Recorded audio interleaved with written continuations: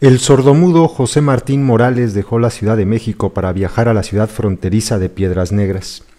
Lo acompañaban José Antonio Ángeles, José Luis Vallejo, Jorge Espinosa y Manuel Adrián González. Los 5 vendían artilugios mientras exhibían unas etiquetas con esta frase: disculpe, soy sordomudo, vivo de la venta de este producto.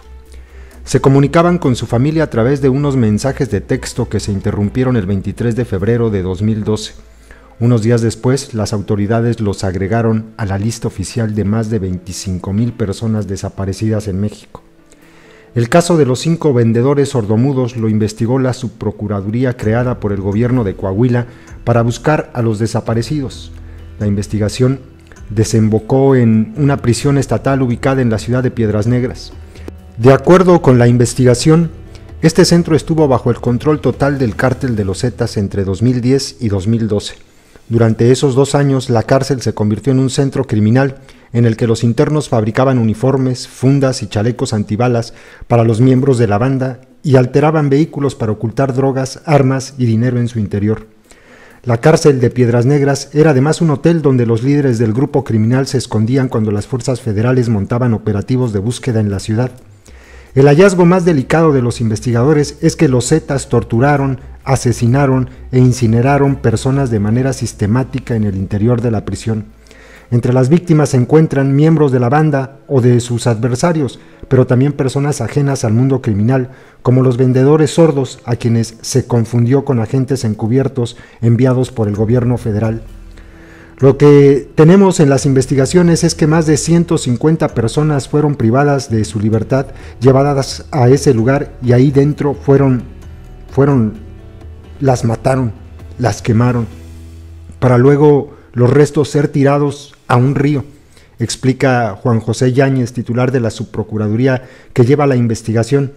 Yáñez asegura que la instancia no volvió a estar bajo el control del gobierno hasta 2012.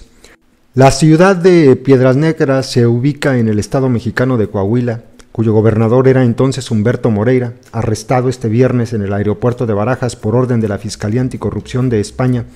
El estado de Coahuila lo preside ahora su hermano Rubén. En una entrevista celebrada antes del arresto de Moreira, el subprocurador que dirige la investigación de la masacre del penal de Piedras Negras explica que los Zetas tenían el control absoluto de la institución oficial. Entraban y salían todos los días. Uno de ellos comenta que él salía al Oxxo, compraba un café, leía el periódico, se iba a su casa a desayunar o a la casa de un amigo, hacía una vida afuera y luego regresaba en la tarde. Fabricaban chalecos y modificaban coches. Era una base donde se realizaban todo tipo de operaciones. Yo estoy seguro de que algunos cerezos de la República pudieran estar pasando bajo una situación similar. Los agentes de la subprocuraduría empezaron a investigar la cárcel de Piedras Negras a finales de 2014 a través de un testimonio, donde supieron que habían llevado a 2 personas desaparecidas cerca o dentro del centro penitenciario y que nunca más habían vuelto a saber nada de ellas. Investigando alrededor no vimos nada, dice Yáñez, pero interrogando a algunos internos nos dijeron: bueno, lo que ocurrió aquí es que nos lo van a contar. Nosotros metimos nuestros radares, metimos nuestros perros y los internos nos decían: es que no los van a encontrar porque a ellos los quemaron. Así fue como empezaron a documentarse otros crímenes ocurridos en el lugar, entre ellos el de los 5 vendedores sordos que llegaron de la capital a esta ciudad fronteriza para luego desaparecer. El estado de Coahuila se ubica en el noreste de México, al igual que Nuevo León y Tamaulipas, limita con Texas y forma parte de la ruta de las drogas ilegales que desde aquí viajan rumbo a Washington y Nueva York. Durante los últimos años y ante el incremento de las disputas por el trasiego, la violencia se ha adueñado del estado, pero el alto riesgo ha propiciado que esta realidad se haya documentado menos que en otros estados como Guerrero, Michoacán o Veracruz, o en zonas fronterizas como las que están alrededor de Tijuana o Ciudad Juárez. Solo ahora masacres como la ocurrida en la prisión de Piedras Negras se están dando a conocer.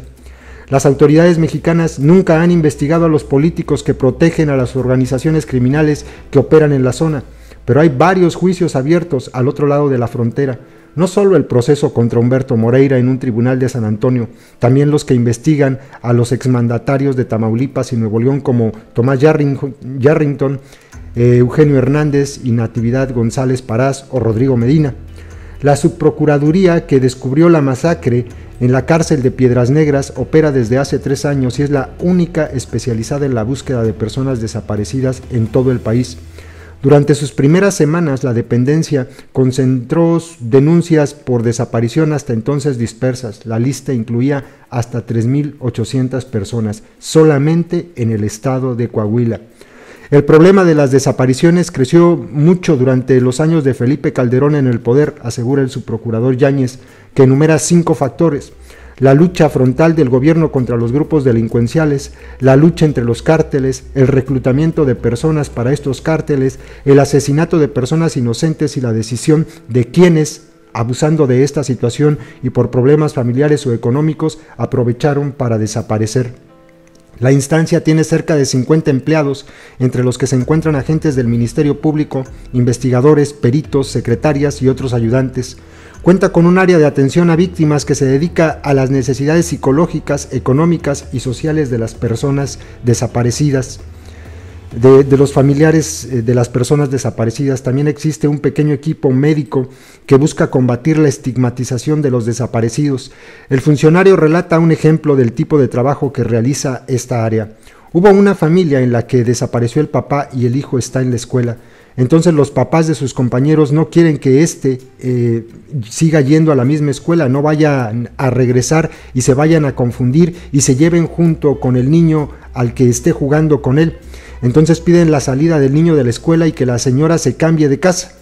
Lo que hacemos nosotros ahí es una mediación comunitaria para explicar lo sucedido. Ahora el niño convive muy bien, tiene muy buen promedio y sigue con sus amigos. La esposa del desaparecido ya no tiene los problemas de rechazo de los vecinos. La principal dificultad que ha afrontado la dependencia es la poca atención judicial que recibieron las denuncias de desaparición forzada durante el gobierno de Humberto Moreira. Había averiguaciones en las que se habían hecho diligencias y eso hace más difícil la búsqueda de una persona. En este tiempo no se interrogó, no se citó, no se hizo una prueba criminalística en el lugar. Es imposible que ahorita, después de cierto tiempo, se pueda hacer una prueba criminalística con los resultados que uno espera. Otro problema es que muchas de las personas que participaron en una privación pues ya están muertas. El tiempo pasa y es más difícil, aunque no imposible, saber la verdad. En los estados de Coahuila, Tamaulipas y Nuevo León se han encontrado unas 500 fosas comunes en los últimos años, pero a partir de 2011 los grupos criminales empezaron a usar ranchos alejados como centros de incineración ilegal. Los narcos los llaman cocinas y allí, con toneles, diésel y fuego, deshacen los cuerpos de sus víctimas. Ese es uno de los problemas con el que nos enfrentamos, explica Yáñez. La forma en que hacen desaparecer a alguien nos hace imposible entregar su cadáver a una familia. La forma de actuar del grupo permite que no queden rastros, así dar resultados es muy difícil. Y le preguntan al investigador Yáñez que si ya tienen ubicado el momento en el que empezaron a incinerar a sus víctimas y su respuesta es alarmante. Yo creo que fue algo propio de esta región. Hay restos que se pueden sacar de ciertos lugares y se están revisando, pero hay otros sobre los que nos dicen los laboratorios que es imposible sacarles el ADN. También hay grupos que arrojaban las cenizas a los ríos.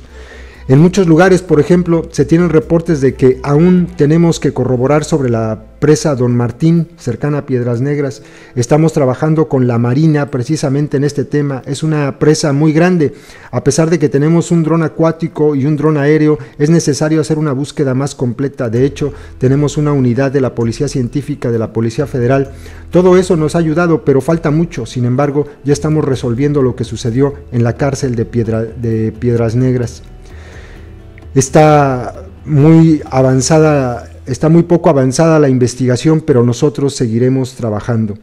Aquello en Coahuila fue una verdadera carnicería.